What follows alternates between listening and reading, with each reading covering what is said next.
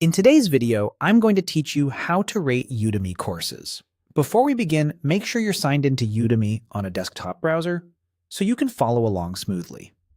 We'll be navigating through your account and using the instructor tools to get exactly where we need to go. Start at the top right of the Udemy homepage and click your profile icon. This opens a quick menu that gives you access to everything tied to your account. From here, choose the instructor dashboard. If you teach multiple courses, this dashboard is your command center. It lists all your courses and the key tools you'll use to manage them.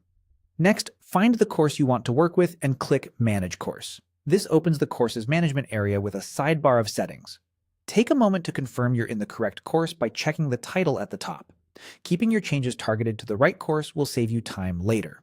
Now, look for the pricing section in the left-hand menu and click it. This is where you control how your course is offered to students around the world. Inside pricing, you'll first see the currency setting. Choose the currency that makes the most sense for your business or your primary audience. Selecting a consistent currency helps you track revenue more clearly, while Udemy will still display localized equivalents to students based on their location. If your learners are mainly in one region, align your currency choice with that market. If you sell globally, pick the currency you prefer to report in. Below that, select a price tier.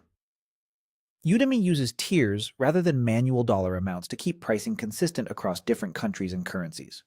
Think of tiers as predefined levels that translate into local prices automatically.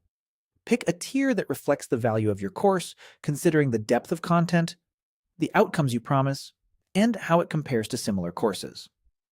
A thoughtful tier supports your positioning and helps prospective students quickly understand where your course fits in the marketplace. Once you've chosen your currency and price tier, review the summary on the page to make sure it matches your intentions.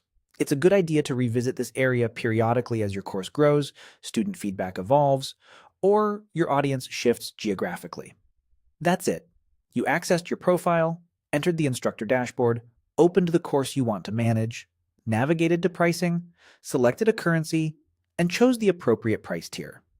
Follow these steps anytime you need to refine how your course appears to learners, and you'll keep your offering aligned with your goals and your audience.